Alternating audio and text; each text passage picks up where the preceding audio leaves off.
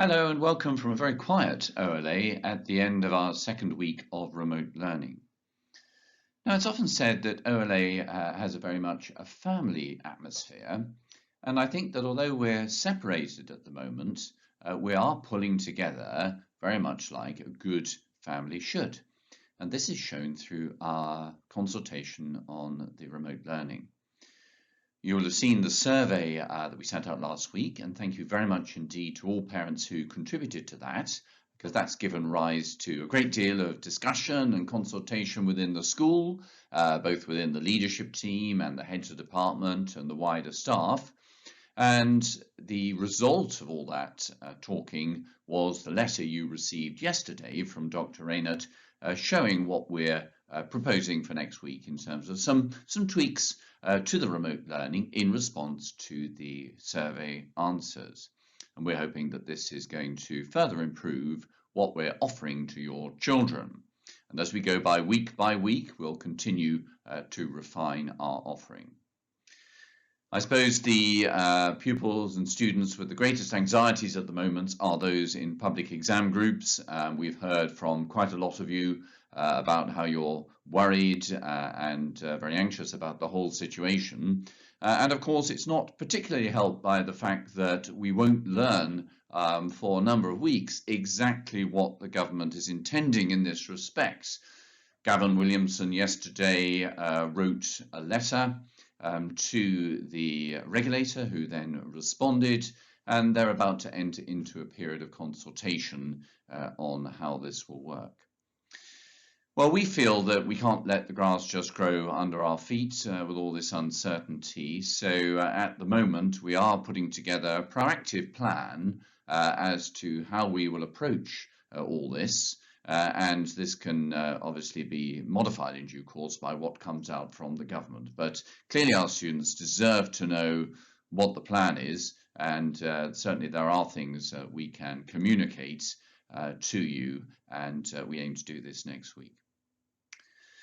So another aspect of a family, and very much the ethos at OLA, is the fact that as a Catholic school we're very outward looking, and we've always had a strong emphasis on community engagement and charitable fundraising.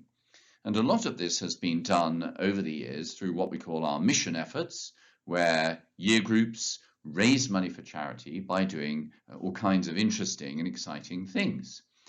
You'll remember, some of you, the Heart of Light that we did a few years back, where we lit vast numbers of candles on the tennis courts to create an enormous heart of light that was photographed by a drone from above, and this raised an enormous amount of money for schools in Uganda. I think it was over £6,000 in the end.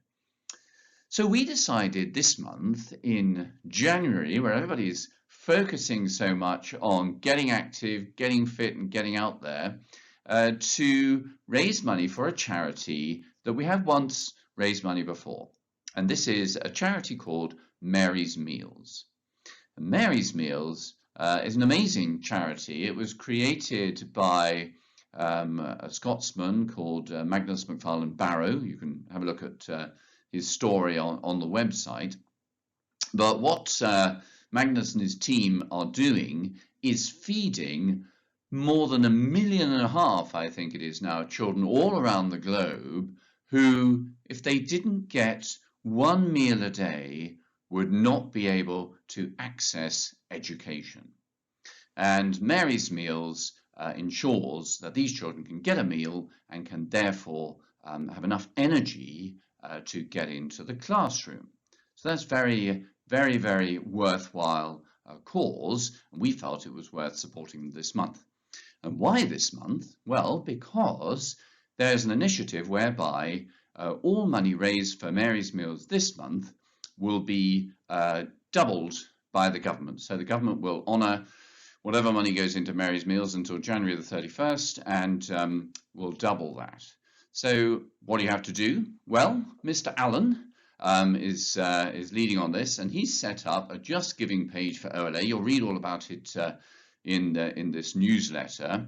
And this means that any kind of running or cycling or walking you do across January can be used to raise money for Mary's Meals. And that can be through getting people to sponsor you, or you just totting up the miles that you cover and putting in a certain donation on that basis.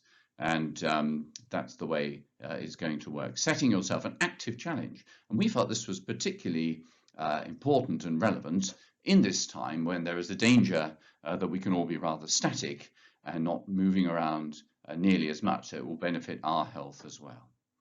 And you'll be pleased to hear that in the spirit of OLA, I am now getting up a bit earlier every morning, and I am doing a 15-minute run at 6:15 to raise money for Mary's Meals. This has proved rather a painful experience so far, especially as it seems to want to rain just as I set off on my run. And so I'm running around, not really being able to see where I'm going because my glasses are covered in damp. But I am beginning to feel better for it, and I aim to keep this going. Okay, well, I hope you have a very good weekend. Again, a chance to get away from the screens, and I look forward to talking to you again next week. Thank you.